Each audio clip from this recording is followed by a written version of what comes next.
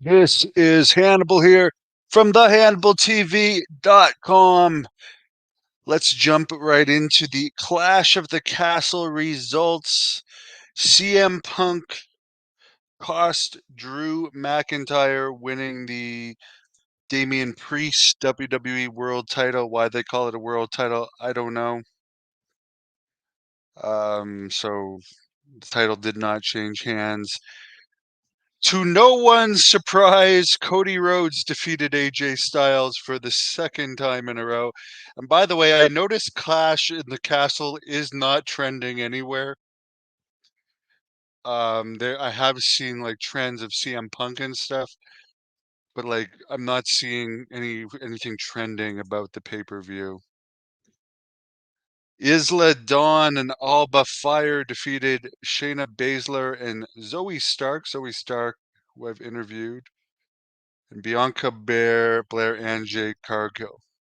So I guess it was a three-way. So there's new women's tag teams champions, Isla Dawn and Alba Fire, which there you go. Sami Zayn defeated Chad Gable, who's re-signed. Honestly, both of those wrestlers are very boring to me, I have to say. Bailey defeated Piper Niven to nobody's surprise. That's about it. Not much to these pay-per-views. Better than the 5 hour and 40 minute um, ones that we're seeing from AEW, but they're keeping these short and sweet. There was some stuff from the press conference. Apparently, CM Punk said he was cleared for ref duty and might be cleared to wrestle by SmackDown on Friday. Not that he will wrestle, but he might get cleared on Monday. Basically, he's seeing his doctor in Chicago on Monday. Apparently, and this again, he's saying that the backstage climate has totally changed from when he was there before. I will say one big difference on why he could say the backstage climate has changed. He now has his own bus. He's a big star. There's bigger separations now between stars and regular talent. He doesn't have to deal with the politics anymore.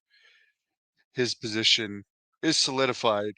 Is WWE's backstage a lot better than AEW's craziness from what I hear? Probably yes. But like as a as a guy who's at the very top of the pecking order, you don't really have to deal with the backstage environment as much as when you're changing in a locker room with 30 other guys and having to fight for positions at the top. CM Punk has now solidified himself at the top. Although, as I said, I don't doubt that it might be less of a Shark Tank than before, but it's still very political. It's extremely political. As expected, Jordan Grace wrestled somebody from NXT last night on the TNA pay-per-view. And another sign that WWE is either bought or is buying TNA is they let Jordan Grace beat the NXT person. Which, why would you do that? Why would you allow it? Makes your product look weak unless you actually own both products.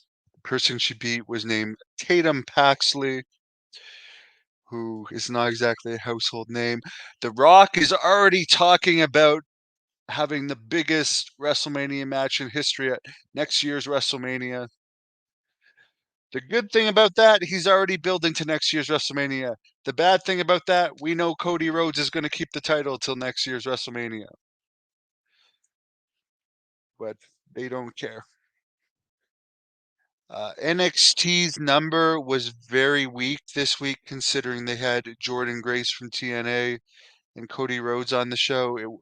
It was lower than AEW Dynamite's, not by much. NXT did a 0.22, Dynamite did a 0.23. But according to Dave Meltzer, the WWE office was certainly expecting NXT to beat Dynamite with Cody Rhodes, and it's not because Dynamite did a great rating. 0.23 is far from the 0.64 whatever Dynamite did when it debuted. It was around 0.64. but they expected with Cody Rhodes and like the TNA person jumping over that it would get a better rating than Dynamite. Uh, one thing, there were a couple notes from sorry. Oh yeah, I listened to the Wrestling Observer Radio today. There was a couple notes I was going to mention from Dave Meltzer. He mentioned about The Rock promoting WrestleMania that people have already figured out Cody Rhodes is not going to lose for a year, and his title defenses seem unimportant. He also brought up something that I agree with. There's way too many ladder matches these days. They're overdone. They are way overdone. We see them in AEW all the time. They're not special anymore, and they're not. You don't even see one-on-one ladder matches hardly ever. Now it's like friggin' multiple team ladder matches, and it's too much. And one thing I do like about CM Punk. Someone asked CM Punk if he was going to do a Hell in a Cell or ladder match against Drew McIntyre, and CM Punk said you can keep that in your fantasy wrestling dreams or something along those lines. He's obviously not. He's already injury prone, so he's not going to put his body at risk in a dangerous match like that. And I agree with him that he shouldn't. As far as what Dave Meltzer had to say about Conor McGregor dropping out of UFC 303, where there was an over $20 million gate, the people that bought their tickets on the secondary market are likely not going to be able to get refunds. The people that got their tickets on the regular market, yes. However, a lot of people probably have already bought airfares and stuff and are stuck with that. There hasn't really been anything revealed about what the injury might have been. He hasn't fought in 3 years, and he's only won one fight in 7 years. So, I mean, UFC is extremely, they do well for live gates. They only have, like, as far as household names, honestly, I'll say Conor McGregor and John Jones. I read a lot of names here and there, but those are the only two UFC fighters I'm really familiar with. They don't have a lot of household names, but people go to see UFC just because the brand is over. For instance, Louisville last week, just a regular UFC fight night, had over 19,000 fans, more than double what SmackDown had the previous night. So people like to watch fights, obviously, and UFC is the brand, and it's been promoted into the mega brand because obviously PFL doesn't draw that much. Bellator is almost non-existent.